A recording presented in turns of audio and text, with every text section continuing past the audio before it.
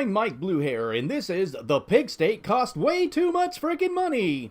Alright, in all seriousness, here's an article from the LA Times. At $75,560,000, housing a prisoner in California now costs more than a year at Harvard University. Most of the prisons in California are what's called a public-private partnership, where they have private corporations running the prisons for profit, with the added benefit of having a massive amount of state-funded and federal subsidies just thrown in there. This is the quintessential example of 21st century fascism. Fascism is quite simply the marriage of corporations to the state and federal government. Okay, when corporations work in conjunction, turn a profit for those corporations, that is a fascistic relationship. Okay, let's think about this for a second. The vast majority of people that are in prisons in the United States are in there for non-violent drug offenses.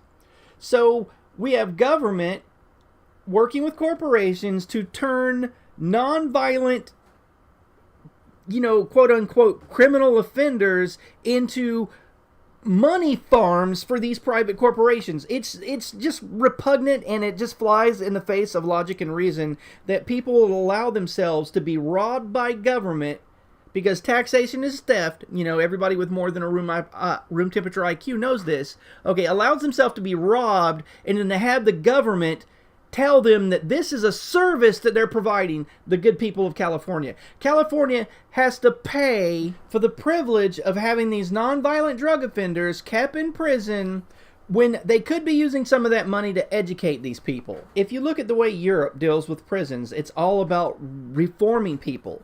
They have psychiatrists, psychologists.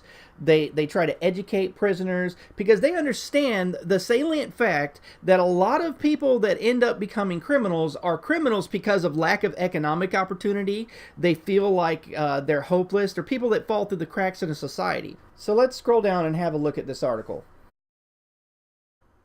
That's enough money to cover the annual cost of attending Harvard University and still have plenty left over for pizza and beer.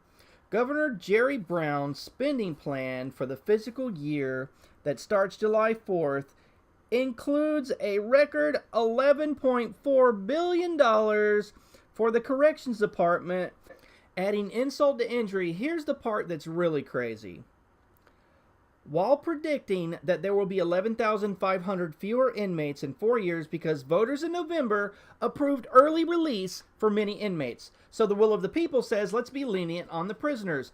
And the governor of California's response is pad the profit margins of these fat cat scumbags that run the private prison industry. That makes a lot of sense.